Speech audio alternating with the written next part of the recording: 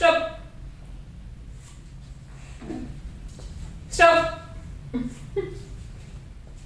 Stop. Hi everyone, welcome back to my channel. मैं हूं आयशा, आप सबकी child psychologist and special educator. तो आज की वीडियो का टॉपिक है कि किस तरह से प्ले गेम बच्चे में इंट्रोड्यूस करवानी है। बच्चे में प्ले गेम्स इंट्रोड्यूस करवाना इसलिए ज़रूरी है क्योंकि ये सोशलाइजेशन को पुश करता है। जब भी बच्चे पार्टी में जाते हैं, वेडिंग में जाते हैं, तो वहाँ खेलना चाह रहे होते हैं, लेकिन उनको समझ नहीं आ रही होती कि किस तरह से खेलना है। इसलिए सोशलाइजेशन को सिखाना बहुत ज़्यादा ज़रूरी है। वो हम सिखाते हैं प्ले गेम्स के थ्रू, और इसके साथ साथ प्ले गेम्स ग्रुप में सिखाने के लिए बहुत ही अच्छी स्किल है। इस तरह ग्रुप में बच्चे का आई कांटेक्ट आता है, टर्न टेकिंग आती है, लिसनिंग आती है। इसके साथ साथ बच्चे में लिसनिंग आती है और बच्चे की बहुत सी एनर्जी भी कंज्यूम हो रही होती है। फर्स्ट ऑफ ऑल ये बात कर लेते हैं कि बच्चा जो है क्यों गेम्स को नहीं पसंद करता, क्यों गेम्स में पार्टिसिपेट नहीं करता। उसकी एक रीज़न ये होती है कि गेम्स में बहुत ज़्यादा रूल्स होते हैं। बच्चा कई दफ़ा उन रूल्स को अंडरस्टैंड नहीं कर पा रहा होता। उसके बाद नंबर 2 पे जो रीज़न आती है वो है डिस्ट्रैक्शन। बहुत ज़्यादा डिस्ट्रैक्शंस होती हैं गेम में, बहुत ज़्यादा रूल्स की वजह से जिस तरह एक मैं आपको एग्जांपल देती हूँ, हाइड एंड सीक है, ठीक है। एक गया है काउंट डाउन करने के लिए और एक ने छुपना है। काउंट डाउन करते करते करते वो एक डिस्ट्रैक्शन है, 1 2 3 4, उसमें उसी में बच्चा लॉस्ट हो जाएगा और गेम्स को छोड़ देगा। इस तरह की डिस्ट्रैक्शंस होती है, इसलिए भी बच्चा जो है नहीं करता गेम्स में पार्टिसिपेट। उसके बाद जो थर्ड रीज़न है वो ये है कि बच्चा जेस्चर्स को आइडेंटिफाई ही नहीं कर पा रहा होता, जिसकी वजह से वो एंजाइटी और स्ट्रेस का शिकार हो जाता है।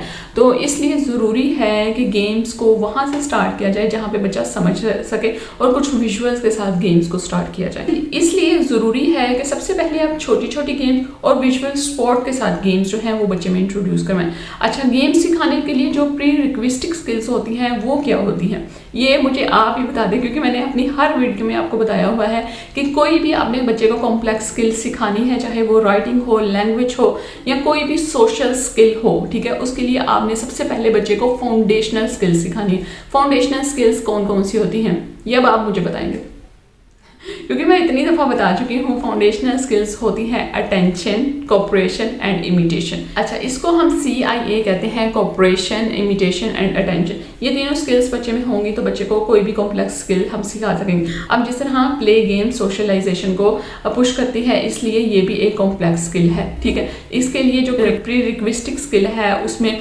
फाउंडेशनल स्किल्स तो होनी ही चाहिए। इसके साथ साथ बच्चे में कलर आइडेंटिफिकेशन ऑफ कलर्स भी होनी चाहिए, क्योंकि ये रेड एंड येलो को बेस करते हुए गेम है। इसमें हम ये 2 विजुअल्स यूज़ करेंगे, ठीक है।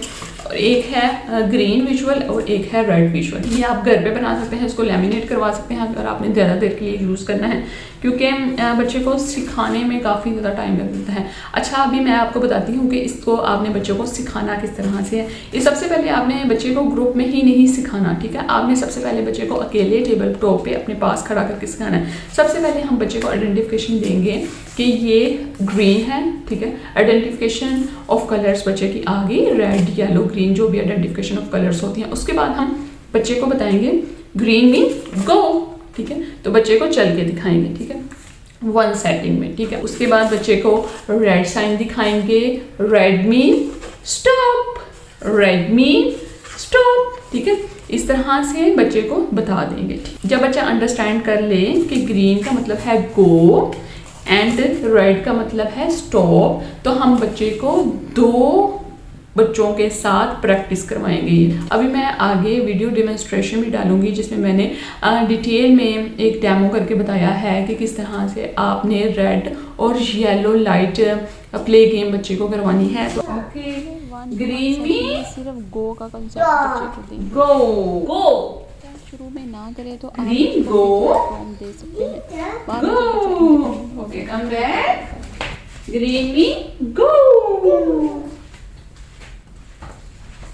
ओके, स्टॉप का कंसेप्ट है। ओके, उसके बाद आप स्टॉप का कंसेप्ट स्टॉप, दे दें। स्टॉप, शुरू में ठीक है। फिजिकल फॉर्म देंगे। Green go, stop, stop, okay. Now red mean stop, okay. Now red mean stop, okay. Go go go go go go go go go go, stop, stop, go, stop, go. Go. उसके बाद आप group में बच्चे को include Stop. करके ये वाला गोल जो है Go. कर सकते हैं। Stop, go, stop, very good, अब तो सही किया।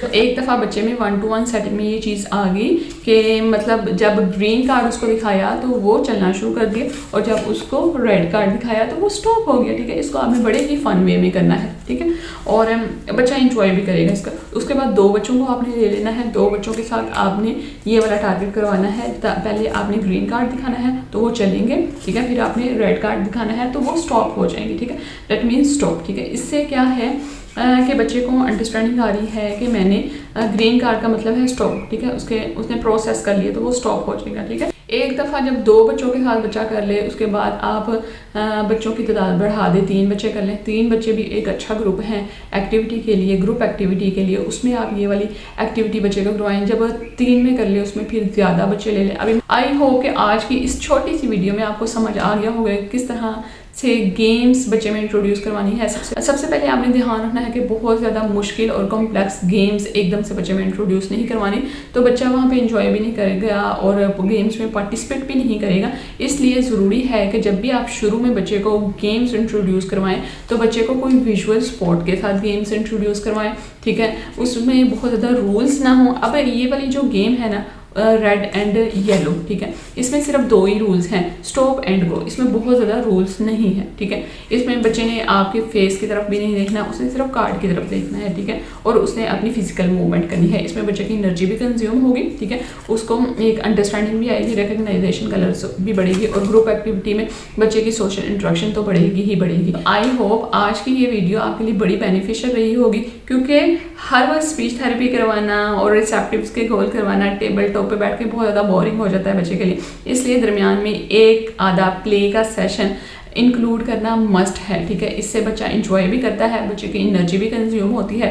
ठीक है, और उसके जो बिहेवियर्स आ रहे होते हैं वो भी कम होना शुरू हो जाते हैं। मैंने पहले भी आपको कहा है कि जो आपके बच्चों के इतने बिहेवियर्स आ रहे होते हैं ना, तो आप बच्चों की स्किल्स पे काम करें। इसके साथ साथ जो स्किल्स बच्चे को सिखानी होती है उसमें आप लैंग्वेज स्किल्स सिखा सकते हैं, सोशलाइजेशन स्किल्स सिखा सकते हैं, राइटिंग स्किल्स सिखा सकते हैं, प्ले एंड गेम स्किल्स सिखा सकते हैं। आप बच्चे को सारी ही स्किल्स 1 by 1 इंट्रोड्यूस करवाएं। बच्चा सारे स्किल्स में पार्टिसिपेट करेगा और वो डे बाय डे बेहतर भी होता जाएगा। तो ये थी आज की वीडियो को शेयर कर देना, चैनल को लाइक कर देना, सब्सक्राइब कर देना और मेरी वीडियो को शेयर ज़रूर किया करें। किसी भी व्हाट्सएप ग्रुप में है, किसी भी फेसबुक ग्रुप में है, वीडियो को ज़रूर शेयर किया करें। अल्लाह हाफिज़, बाय बाय।